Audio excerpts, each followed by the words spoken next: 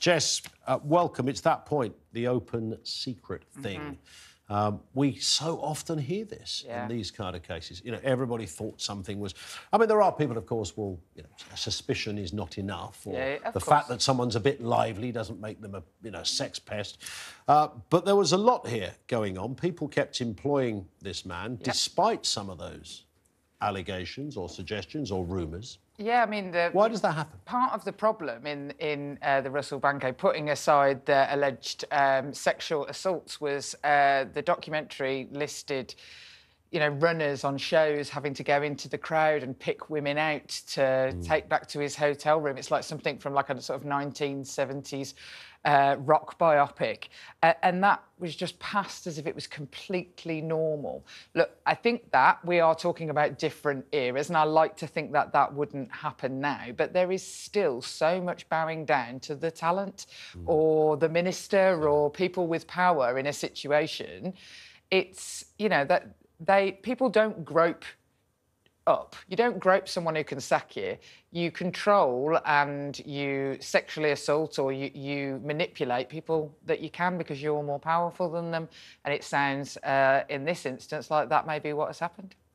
There are lots of defenders, of course, of what has happened. And if you look at social media, there's a lot of understanding. People say, look, innocent until proven guilty. People deserve a fair hearing.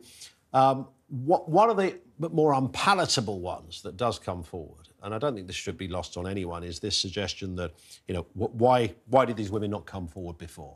Why wait all this long? The latest accusation goes back 20 years or something, as if that in itself somehow dilutes the authenticity of the claim.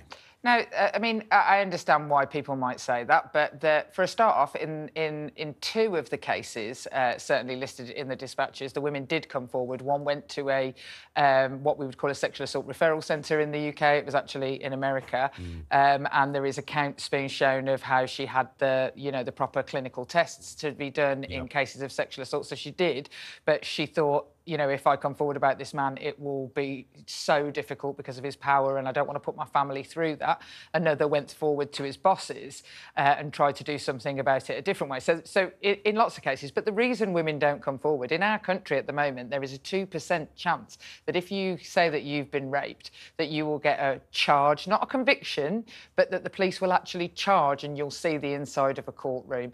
So, and to get across that line... And of that 2%, it will be even less. Oh, of the 2%, you're talking 25% will get a conviction. So, and only about 10% of women ever come forward. So the idea that it's really easy to come forward at any point and say, oh, this happened to me, when actually what you enter into, it's about a year, 2 years to get a charge. Then at the moment, 2-3 years to trial. Are you going to put your whole life on the line for a 0.2% chance of conviction? But there's also another thing that comes forward, and help me out on this, because this does, to some people seem strange. Why do you go to a newspaper? Why do you go to a TV programme? If something terrible had happened, a lot of people understand, well, I'll go to the police. The police is where you go. Even allowing for what you've just said. Because... why would you not go straight into a police station? Because the police station is not necessarily a safe place or guarantees you anything. And most women do speak to other people and they watch other people coming forward, or they will be approached because... there are others. In this case, there are 5 women just in the documentary. I'm not sure about this new case. I don't know about it. But the 5 women who don't know each other.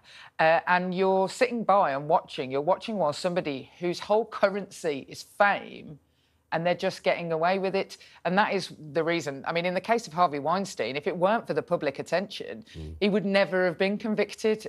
He would never have come... Had the New York Times not done massive investigative journalism, we would never know, and Harvey Weinstein would be doing exactly what he did. For most women, it's the first person who believes them. And what about this and Russell Brand and others? Some of his defenders. I mean, there's some cranky defences out there, as we're hearing. It's got quite sort of tinfoil hat territory. Sometimes. He has. But I think he's made the point that there's some sort of mainstream media vendetta against it.